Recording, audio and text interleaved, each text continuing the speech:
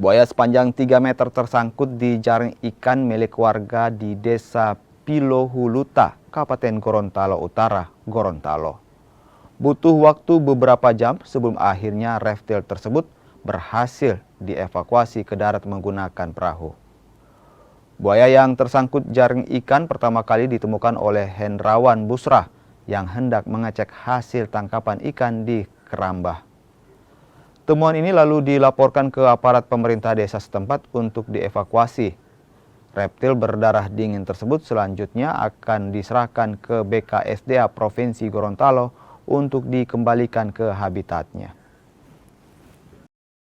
Terima laporan dari pihak kepala desa, polsek, dan bahkan oleh masyarakat yang ada, yang mana ada penangkapan atau ada penemuan satu ekor buaya muara yang panjangnya kurang lebih 3,60 meter.